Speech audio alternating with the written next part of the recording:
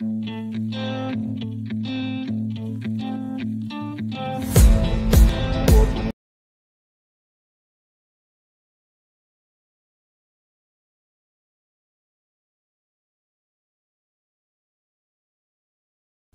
का ये 8वां केस है जो जॉली मूड में शुरू होता है और फिर जरा सीरियस मूड में एंड होता है। सबवे स्टेशन में ट्रेन बॉम्ब डिफ्यूज करने के बाद अब 2 महीने बीत चुके हैं। शेरलॉक अपने घर में टाइम पास कर रहा होता है, तब वॉटसन कहता है कि मेरी और मैरी की शादी में तुम मेरे बेस्ट मैन बनोगे और हमारे बारे में एक स्पीच दोगे। ओके। शेरलॉक चौंक जाता है कि मैं और स्पीच कभी नहीं। वहाँ ग्रेग कुछ चोरों को पकड़ लेता है जो बहुत दिनों से पुलिस की आंखों में धूल झोंक रहे थे। तब अचानक उसे एक मैसेज आता है कि जल्दी आकर मुझे बचा लो प्लीज, मैं बेकर स्ट्रीट में हूँ। हे भगवान, न जाने अब शेरलॉक कौन सी मुसीबत में फंस गया है। ये सोचकर ग्रेग तुरंत पुलिस फोर्स को बेकर स्ट्रीट पहुंचने को कहता है। अब हेलीकॉप्टर समेत पूरी फोर्स वहां पहुंच जाती है। वहां बैठे शेरलॉक को देखकर ग्रेग पूछता है कि तुम्हारा अर्जेंट मैसेज देखकर मैं घबरा गया, बताओ क्या प्रॉब्लम है। बहुत बड़ी प्रॉब्लम है ग्रेग, वॉटसन और मैरी की शादी होने वाली है। ग्रेग कहता है कि ये भी कोई प्रॉब्लम है। नहीं ग्रेग, दरअसल वॉटसन ने मुझे अपना बेस्ट मैन चुना है और मुझे शादी में स्पीच देनी है। ढंग से बोलना तो मुझे आता नहीं, क्या तुम मेरी हेल्प करोगे? शेरलॉक, मैं तुम्हें पागल दिखता हूँ क्या? तुम्हारा अर्जेंट मैसेज देखकर मैं हेलीकॉप्टर वगैरह लेकर अपनी पूरी फोर्स को यहाँ लेकर आया हूँ और तुम्हारी ये प्रॉब्लम है। अब उन चोरों को कौन पकड़ेगा? तुम। डिपार्टमेंट में मेरी नाक कटेगी वो अलग।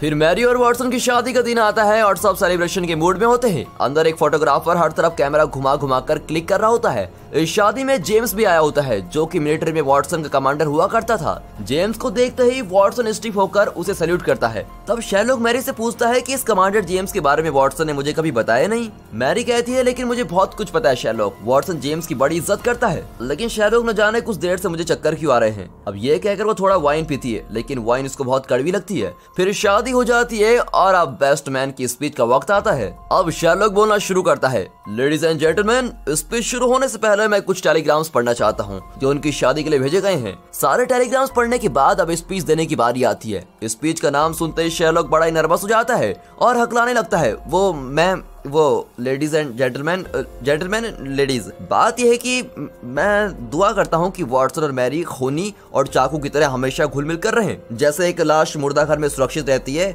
वैसे ही तुम दोनों अपने नए घर में सुरक्षित और खुश रहो। मैं भगवान से प्रार्थना करूंगा कि तुम दोनों की जिंदगी खून की तरह हमेशा बहती रहे। शादी की स्पीच अब हॉरर मूवी बन चुकी है और शेरलॉक की ऐसी स्पीच को सुनकर लोगों को खून की बू आने लगती है। लेकिन बेचारे शेरलॉक का कोई दोष नहीं है। आए दिन क्रिमिनल केसेस सॉल्व करने के बाद उसके दिमाग में खून, कातिल, मुर्दा घर, इसके अलावा कुछ नहीं आ रहा था। नॉर्मली बोलना तो वो जैसे भूल ही गया था, पर लोगों के मुंह पर 12 बजते देखकर शेरलॉक जरा अपनी बोलती बंद करता है और बड़ी मेहनत से नॉर्मली बोलने लगता है। दोस्तों, मेरे बारे में तो आप जानते ही हैं, मैं एक साइकोपैथ हूँ और मेरी स्पीच आपको जरा अजीब लग रही होगी, लेकिन मैं क्या करूँ, मुझे ऐसा ही बोलना आता है। क्राइम और केसेस के बारे में मैं स्पीच दे सकता हूँ। इस तरह शादी में स्पीच देना मेरे लिए नई बात है, इसलिए मैं थोड़ा डगमगा रहा हूँ। वॉटसन एक दिन मेरे पास आया और मुझे अपना बेस्ट मैन कहकर चला गया और कोई होता तो मैं ना कर देता, लेकिन मेरे दोस्त वॉटसन की बात मैं कैसे टाल सकता था। वॉटसन के लिए मैं कुछ भी कर सकता हूँ क्योंकि मेरा और कोई दोस्त नहीं और मैं हमेशा अकेला ही रहना पसंद करता हूँ। लेकिन मेरे जैसे अकेले आदमी का एक दोस्त है और वो है मेरा प्यारा वॉटसन। ये मेरा इकलौता और सबसे अच्छा दोस्त है और मैं उम्मीद करता हूँ कि वो भी मेरे बारे में याद रखता है।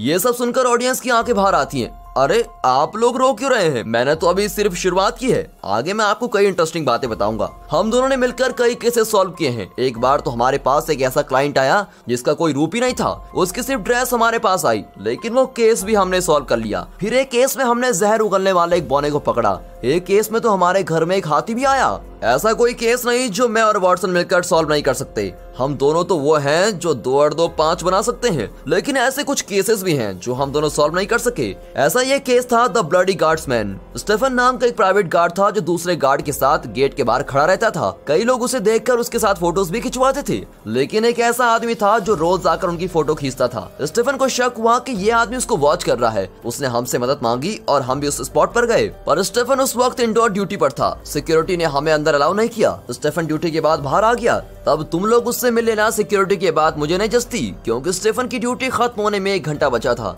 फिर मैं एक गार्ड की बड़ी टोपी पहनकर दूसरे गार्ड के साथ अंदर चला गया। तब वॉटसन ने वहाँ के जनरल को बताया कि आपके एक गार्ड स्टीफन को लगता है कि उसको कोई वॉच कर रहा है। उसने हमसे मदद मांगी और इसीलिए हम यहाँ पर आए हैं। दूसरी ओर स्टीफन अपनी यूनिफॉर्म उतार कर नहाने जा रहा था, लेकिन उसी जगह पर उसका बहुत खून बहा और वो लगभग मर गया। वॉटसन ने वहाँ जाकर देखा कि स्टीफन की पीठ पर एक घाव था जिससे बहुत खून बह रहा था, लेकिन चेक करने पर पता चला कि स्टीफन मरा नहीं। अब सवाल ये था कि स्टीफन को इस तरह किसने अटैक किया। उस बंद जगह में अंदर आने का तो किसी का चांस ही नहीं था। मुझे भी उस केस का कोई क्लू नहीं मिला और आज तक उस केस को हम दोनों सॉल्व नहीं कर पाए। दूसरा केस है द मेफ्लाई मैन, जो हाल ही में हुआ है। ये केस तब हुआ जब वॉटसन की शादी का इन्विटेशन लोगों के घर बढ़ चुका था। एक एक्सपेरिमेंट के लिए मैं यहाँ के सारे बार्स में गया था और थोड़ा थोड़ा बियर टेस्ट करने लगा था। न जाने वॉटसन को क्या बदमाशी सूझी, उसने हमारी ड्रिंक में कई और ड्रिंक्स मिला दिए और हम दोनों को बहुत ही नशा होने लगा। नशे में धुत हम दोनों घर लौटे तो एक औरत अपना केस लेकर आई थी। जैसा कि आप जानते हैं मैं बहुत ही रहमदिल हूँ और जो भी मेरे पास अपना केस लेकर आता है मैं उन्हें कभी ना नहीं कहता। उस औरत ने बताया कि वो एक आदमी को डेट कर रही थी, लेकिन अचानक उस आदमी ने कॉल करना और मैसेज करना बंद कर दिया। इस औरत ने उस आदमी के घर जाकर पूछताछ की तो पता चला कि उस आदमी को मरे हुए कई साल हो चुके हैं। मतलब वो एक भूत को डेट कर रही थी और इस बात से बेचारी बहुत घबराई हुई थी। मुझे केस बहुत ही इंटरेस्टिंग लगा, लेकिन कोई नशे में इस केस को कैसे सॉल्व कर सकता है। हम दोनों उसकी बातें सुनते रहे। तब उस औरत ने बताया कि उसकी रिसर्च के मुताबिक उसी की तरह कई लड़कियां भूत को डेट कर चुकी हैं। उसके पास इसका सबूत भी था और उसने उन लड़कियों की लिस्ट भी दिखाई। लेकिन हम दोनों को नींद आ रही थी और किसी तरह खुद को संभालकर हम दोनों उस औरत के साथ उसकी डेट के घर पहुंचे। और मेरा तेज दिमाग हमेशा बारीक से बारीक चीजें देख लेता है, लेकिन उस दिन न जाने नशे में मुझे सिर्फ कुर्सियां और कारपेट जैसी नॉर्मल चीजें ही दिख रही थी और वो भी धुंधली। नशे की वजह से मैं वो केस सॉल्व नहीं कर पाया। तो देखा आपने, मेरा जैसा शार्प ब्रेन भी नशे में ढीला पड़ जाता है, तो सोचे कि नॉर्मल दिमाग वाले लोगों का क्या होगा। इसलिए मेरी आपसे प्रार्थना है कि शराब से दूर ही रहें। वहाँ की ऑडियंस को छोड़िए, इस बारे में आपका क्या ख्याल है दोस्तों? हमें आपके कमेंट्स का इंतजार रहेगा। तो उस केस में कारपेट पर क्लू ढूंढते ढूंढते मैं सो गया था। कुछ देर में हाउस ओनर वहाँ टपक पड़ा तो मैंने कह दिया कि हम इन्वेस्टिगेशन कर रहे हैं, लेकिन वो पुलिस को बुलाने लगा और उस औरत ने हाउस ओनर से हम दोनों का इंटरव्यू करवाते हुए कहा कि आप इन दोनों को नहीं जानते, यह है शेरलॉक द ग्रेट डिटेक्टिव और ये है उनका पीए जॉन हमिश वॉटसन। उस इंट्रो से बड़ा इंट्रो तो मैंने दिया, उस कारपेट पर उल्टी करके। अब हाउस ओनर ने पुलिस को कॉल किया और हम दोनों को जेल भेज दिया, लेकिन हमारे बेस्ट फ्रेंड ग्रेग ने हमें छुड़वा लिया था। बाद में मुझे बहुत ही टेंशन हुई कि ये बहुत ही अच्छा केस था और शराब की वजह से केस हाथ से निकल गया, लेकिन फिर भी मैंने अपनी तरफ से पूरी कोशिश की और लड़कियों की लिस्ट से भूत के साथ डेट करने वाली हर लड़की को मैसेज किया। मैंने कई लैपटॉप्स पर लॉगिन करके हर एक लड़की से कम्युनिकेट किया। जिस लैपटॉप पर मैसेज आता उस पर जाकर रिप्लाई कर देता, लेकिन मेरे माइंड पैलेस में कोर्ट जैसी जगह पर सारी लड़कियां थी और मैं उनसे सीधे सीधे बात कर रहा था। उनकी बातों से मुझे पता चला कि कौन इंपॉर्टेंट है और कौन नहीं। इस तरह एक एक करके लड़कियों को स्ट्राइक आउट करते करते 4 लड़कियां बची जिनका मैसेज मुझे बहुत इंपॉर्टेंट लगा। पूछताछ में पता चला कि उनकी डेटिंग अलग अलग आदमियों से हुई थी। एक ने बताया कि वो आदमी लंबा था, दूसरे ने कहा कि वो छोटा कद का था और तीसरी लड़की ने कहा कि वो मोटा था। उनका मीटिंग प्लेस भी अलग अलग जगह पर था और उन आदमियों का एड्रेस भी अलग था, लेकिन उन लड़कियों ने एक कॉमन चीज बताई और वो ये थी कि मीटिंग प्लेस लड़कियां नहीं चुनती थी, चाहे वो कॉफी शॉप हो या पार्क, जगह तो उनका डेट वाला ही चुनता था। मैंने चारों लड़कियों से पूछा कि क्या कोई सीक्रेट है। चारों ने तुरंत रिप्लाई किया ऐसा कुछ नहीं है। मुझे पता चल चुका था कि इन लड़कियों का जरूर कोई सीक्रेट है जो ये छुपा रही है। मैंने और सवाल किए तो चारों चली गई।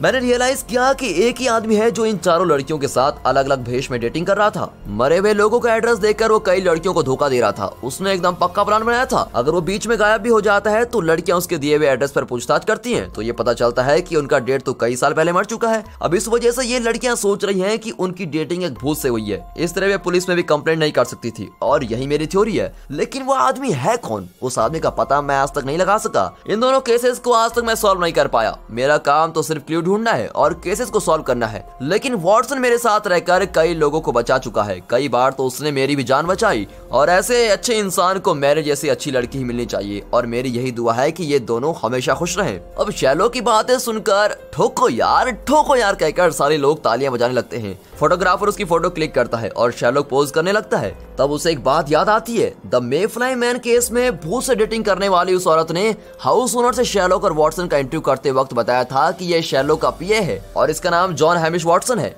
अब शेरलॉक के सोचने पड़ जाता है कि वॉटसन का करीबी दोस्त होने के बावजूद मुझे नहीं पता चला कि उसका मिडिल नेम हमिश है। 1 साल बाद उसका बर्थ सर्टिफिकेट देखकर पता चला कि उसका मिडिल नाम हमिश है। तो फिर उस औरत को वॉटसन का मिडिल नाम कैसे पता चला? फिर वो चेक करता है कि कहीं वॉटसन ने अपना मिडिल नाम और कहीं इस्तेमाल तो नहीं किया। तब वो देखता है कि वेडिंग इनविटेशन में वॉटसन ने अपना पूरा नाम जॉन हमिश वॉटसन प्रिंट करवाया होता है। मतलब उस औरत ने वॉटसन का वेडिंग इनविटेशन देखा था। अब अचानक शेरलॉक को कुछ सूझता है और वो अनाउंस करता है कि गाइस एक मिनट, अभी मुझे पता चला है कि मेफ्लाई मैन यही हमारे साथ है। वो भूत जो मरकर भी कई लड़कियों को डेट कर चुका है, लेकिन आज वो डेटिंग करने नहीं किसी का खून करने आया है। चारों ओर नजरें घुमाकर शेरलॉक की नजर वॉटसन के एक्स कमांडर जेम्स पर रुकती है, लेकिन वो सबके सामने बताने के बजाय एक कार्ड में लिखता है कि मे फ्लाई मैन का टारगेट तुम हो, और उस कार्ड को जेम्स तक पहुंचाकर उसे अलर्ट करता है। फिर शेरलॉक ग्रेग को मैसेज करता है कि इस जगह को सील कर दो, कोई यहाँ से बाहर न जाने पाए। ग्रेग अपनी फोर्स का इस्तेमाल करता है। इन्फॉर्मेशन मिलते ही जेम्स अपने कमरे में चला जाता है। अब शेरलॉक उसे फॉलो करना चाहता है, लेकिन अचानक जाने से लोगों को शक होगा, इसलिए वो अपनी ग्लास ऊंची करके कहता है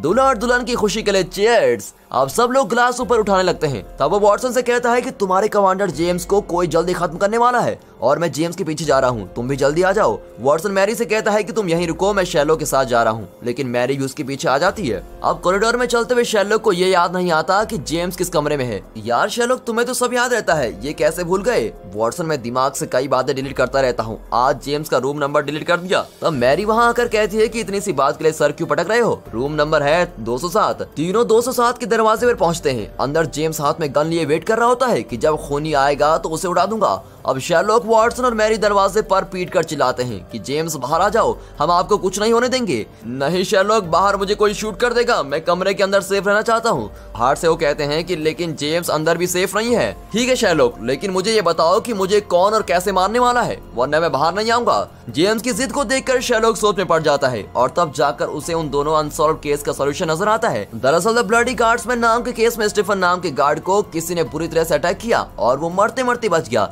इन दोनों में ये कॉमन बात है कि इस कमांडर जेम्स की ही तरह उस दिन स्टेफन ने अपना यूनिफॉर्म पहन रखा था और यूनिफॉर्म में बेल्ट्स बहुत ही टाइट पहने जाते हैं। उन टाइट बेल्ट्स में अगर कोई चाकू घुसाकर उनके शरीर को चीर दे तो उस वक्त उन्हें दर्द नहीं होगा और ना ही कुछ फील होगा, लेकिन बेल्ट निकालने पर बहुत खून बहने से इंसान मर जाता है। ये सारी डिटेल्स बताकर शेरलॉक कहता है कि कमांडर, आपके शरीर में ऑलरेडी चाकू घुस चुका है, अब बेल्ट खोलने से आपकी मौत हो जाएगी, इसलिए कहता हूँ आप प्लीज जल्दी बाहर आ जाइए। तब जाकर कमांडर बाहर आता है और उसे हॉस्पिटल लेके जाते हैं, जहाँ पूरी प्रोटेक्शन के साथ उसकी बेल्ट निकाली जाती है।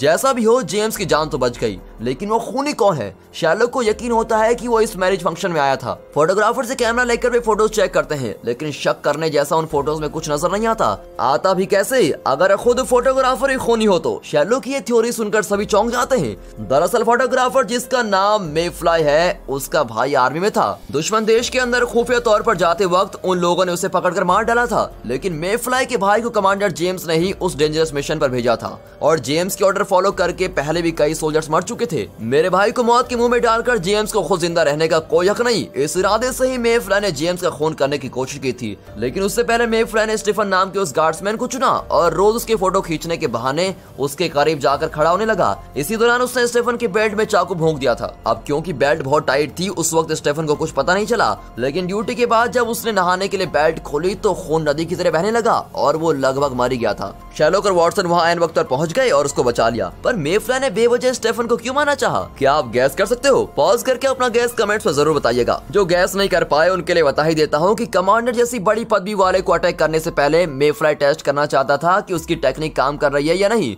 मतलब बेचारे स्टीफन पर उसने प्रैक्टिस करके पता लगाया कि खून करने की यह टेक्निक सही है कि नहीं, पर जेम्स के करीब पहुंचना उतना आसान नहीं था। अपने इस काम के लिए उसने उन सारी लड़कियों की लिस्ट निकाली जिनके साथ जेम्स का कनेक्शन था और मे फ्लाई उन लड़कियों के साथ डेट पर जाने लगा। उसने अपना असली नाम और एड्रेस न बताकर मरे हुए आदमियों के नाम और एड्रेस बताए और लड़कियों को डेटिंग करने की एक्टिंग करने लगा। अब डेटिंग के दौरान उसने उन लड़कियों से जेम्स के बारे में बहुत कुछ जानने की कोशिश की कि वो कहाँ जाता है, क्या करता है, वगैरह वगैरह, लेकिन उसे कुछ पता नहीं चला। पर एक औरत ने मे फ्लाई को कमांडर की डिटेल्स बता दी थी और ये वही औरत है जो शेरलॉक और वॉटसन के पास भूत को डेट करने का केस लेकर आई थी, लेकिन उस दिन नशे में धुत शेरलॉक और वॉटसन केस को आगे नहीं बढ़ा पाए थे। उस औरत ने वॉटसन का वेडिंग इनविटेशन देखा और इसी वजह से उसने जॉन हमिश वॉटसन करके वॉटसन का पूरा नाम लिया था। मे फ्लाई ने इस नाम को सर्च किया तो पता चला कि वॉटसन एक आर्मी ऑफिसर था। उसे यकीन था कि कमांडर जेम्स वॉटसन की शादी में जरूर आएगा, इसलिए वो फोटोग्राफर बनकर शादी में आया और मौका देकर उसने जेम्स की बेल्ट पर चाकू घोंप दिया। पर उस वक्त जेम्स को कुछ भी फील नहीं हुआ। बाद में शेरलॉक ने कमांडर को बचा लिया और मे फ्लाई को अरेस्ट भी करवा दिया। इस तरह दोनों अनसॉल्व केस को शेरलॉक ने एक ही बार में सॉल्व कर दिया। इसे कहते हैं कि तीर से दो निशान है। शादी के खुशी भरे माहौल में शेरलॉक मैरी से कहता है, तुमने सुबह बताया था कि तुम्हें वाइन कड़वी लगी, राइट? मुझे यकीन है कि तुम प्रेग्नेंट हो, चाहो तो चेक करके देख लो। ये सुनकर मैरी और वाटसन और भी खुश हो जाते हैं और इसी के साथ दोस्तों ये एपिसोड यहाँ पर खत्म होता है। अब तक के सारे केसेस शेरलॉक और वाटसन मिलकर सॉल्व कर चुके हैं, सिवाय एक के जिसमें किसी ने वाटसन को किडनैप किया और उसे पुरानी चीजों के साथ जलाने की कोशिश की। वो कौन था और उसने ऐसा क्यों किया, ये राज तो अगले एपिसोड में खुलेगा, तो अगले एपिसोड को जरूर देखेगा, इसी चैनल पे आएगा। तो दोस्तों इस वीडियो को एक लाइक और चैनल को सब्सक्राइब करके हमें आपका सपोर्ट दीजिए। आपके कमेंट्स भी हमारे लिए बेहद जरूरी हैं और हाँ, साथ ही अपने फ्रेंड सर्कल में इस वीडियो को शेयर जरूर कीजिए। And finally thanks for watching.